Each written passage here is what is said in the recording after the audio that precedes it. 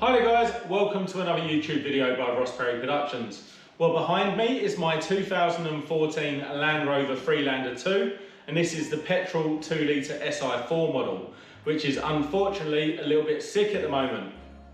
Going back about a year ago, I noticed that there sounded like there was a hole in the exhaust. However, it didn't reduce performance, it didn't reduce power, and it wasn't kicking up any codes, so I didn't worry about it too much, kept driving the car. A couple of weeks ago, we was on a camping trip and we was on a 3-hour run, and I noticed the car lost a lot of power, especially over 100 kilometers an hour. So I checked the codes when I got home, and it's kicked up a code P0299, which is turbocharger underboost. So I then knew, obviously, the manifold had a blow in it, not the exhaust, and it was between the engine and the turbocharger, so the turbocharger couldn't get enough power. So what I've done here in this video is I've laid out both the turbos, which I'll talk you through in a second, and I'll show you what's broken. I've also laid out all of the components I've needed to remove from the car to do this job. Okay, so first off I wanted to show you around the engine bay to show you how much I needed to remove to actually get the turbo out. Now I chose to actually lift the turbo out from the back of the engine up rather than drop it down under the car. This kind of made more sense to me, and I'll show you how just in a second. So in the middle you'll see the standard 2 litre Ford Ecoboost engine. Obviously this engine is found in quite a few cars: the Ford Focus, Ford Mondeo, Land Rover Discovery Sport, Range Rover Evoque, Land Rover Freelander 2, and some of the Volvos in the Volvo range as well. So one of the things that I tried to do is actually not remove the back paneling. It was the last thing I'd done, and I realised I needed to do that, which is a bit annoying because I would suggest you do that first. Take that out, which does include the windscreen wipers, the black plastic that goes across the front, and then the panel that kind of goes in here and hides all these control modules. I thought it'd be a bigger job than it was, and it turns out it wasn't. If I would have done that at the start, it would have made the whole job a lot easier. So as you will see, I've got the battery disconnected as well. This is more for me or my partner, you know, jumping in the car, accidentally starting it. We're not playing with any real electronics on the car, but I do recommend you do that just the same as well. And then you'll see obviously all of the induction system and the plastics are removed from the engine as well. So I'll just jump over to the back of the engine and you should be able to see straight down there. I'll just get a torch so you can see a little bit better. So looking down the back of the engine, this is where you'll actually spend most of your time, and you can actually see where the turbocharger fits onto the exhaust down there. You can just about see the ports from the engine block as well, and then a few of the ancillary pipes down the bottom there. So like I say, once you remove that panel at the back, you've got a nice load of space to actually work behind there. And I would recommend just putting something safe over the front, because you're gonna have to lean right over. So we're now just looking inside the front right hand wheel well, and you'll notice I've actually removed some of the plastics. That just makes it a little bit easier to get some of these pipe clamps off. This is one of the pipes that comes from the turbocharger. So this is on the charge air side. There is actually a tiny bit of oil in there, which does mean that there could be a seal inside the turbocharger actually broken. And you see where that connects on just there. There's another few bolts that you'll need to get to from this side. So I do recommend you take the wheel off.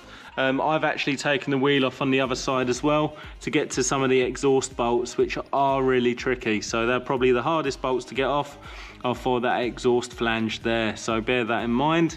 There's also a very delicate oil transfer pipe that goes back onto the block there. So just bear that in mind, but I will show that in a second. So as promised, I've just laid out all of the components. I'm just going to quickly talk you through them all as well and what you need to remove. So at the back there, that's the panel that goes around the windscreen, as you can see from the shape, and there's the battery cutout there over on the right hand side. To get that off, you need to remove your windscreen wipers and a few plastic clips, but it's relatively easy to get that off, and that gives you a whole load of space to get around the back of the engine and actually get the turbo out. Going to move down now to the engine bash plate. Again, relatively easy job, just the 6 bolts up the top there, and that drops straight down. Moving along, that's just the black plastic to make you think there's a Land Rover engine covering the 2 litre Ford EcoBoost engine. That just pops off, no problem at all. Down here, this is the delicate pipe I did tell you about, just oil transfer pipe between the turbo and the engine. Just be very careful with that when you remove it. You will need new gaskets, top and bottom as well, if you're going to remove that entirely. There's your gasket. So that's the main gasket from the block to the exhaust manifold. And then we've got some of the exhaust gaskets as well. This is actually one section down from the turbo, but I found if you undone that, it actually allowed you to move the turbo out a little bit freer. So this is just the heat shield that goes around the manifold. Nice and easy to get off, just 4 bolts come straight out. This is part of our induction system, so this goes between the airbox and the turbocharger itself, and then just a breather pipe as well. There's lots of little bits like this you need to unclip, so take lots of photos and make sure you know where they go. It's got a bit of carpet there, that covers the panel that goes at the back of the engine bay, which is down there. So that comes off with a couple of plastic clips and a couple of these plastic nuts, which is nice and easy.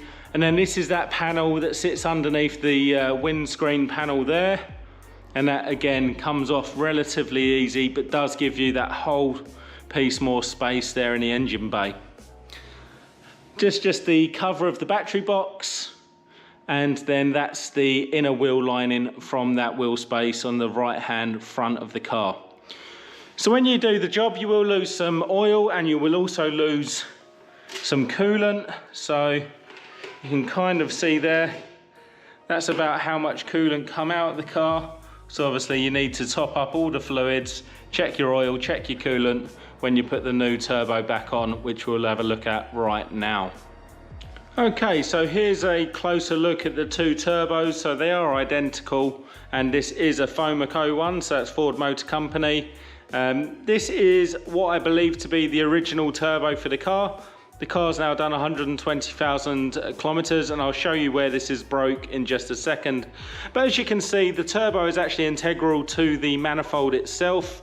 I believe you can remove this clip and get a replacement if you just want to change the turbo or if you just want to change the manifold. I went for the option of going for a whole new unit, and I really want to thank the guys down at BMI, so that's British Motor Imports in New South Wales, for getting this out to me so quick. So big thank you to the guys down there. Incredible prices and incredible service, so do check them out. I actually checked out a lot of pricing around a lot of companies around Australia, and they were by far the best, so thank you guys at BMI.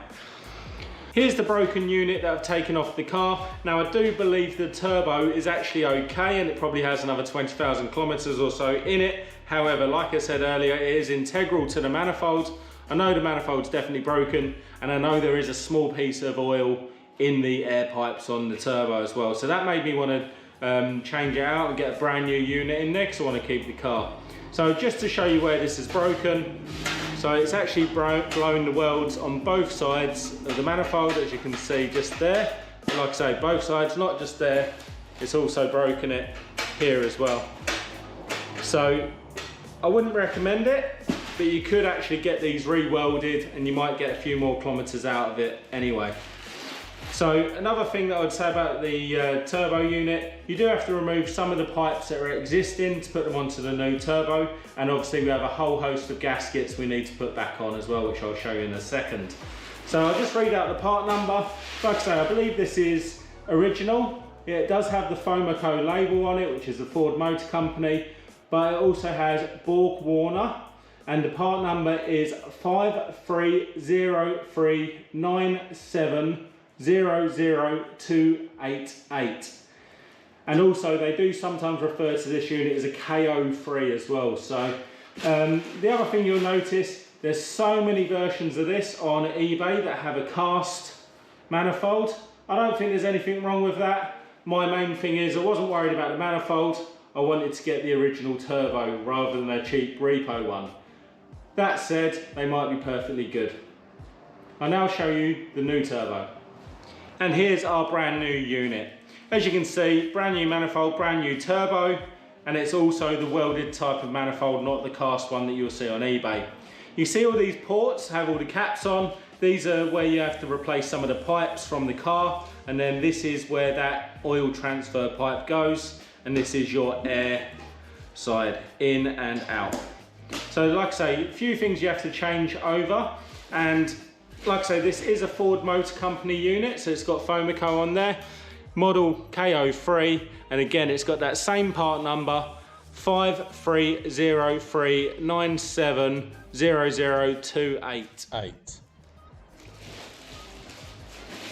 The other thing that you're going to need is a fair few gaskets, which I did show you in the components that I've taken off there, and I'm waiting on some of mine. But one of the ones that's turned up is the brand new manifold gasket, which is a Victor Reigns, and the part number is 714026200. Or the other thing that I've also seen it being called is the LR2 Si4 So check out both of those. You will need new gaskets, especially on the pressure side of the turbo. So bear in mind you will need to buy one of these as well. And there you go, that's the end of my video on the turbocharger system for my 2014 Land Rover Freelander 2. Remember, this is the 2-litre petrol Si4 model. I hope you found some of the tips and hints helpful. If you did, please go ahead, give me the thumbs up. If you've got any more questions or comments, leave them down below, and please subscribe to my channel.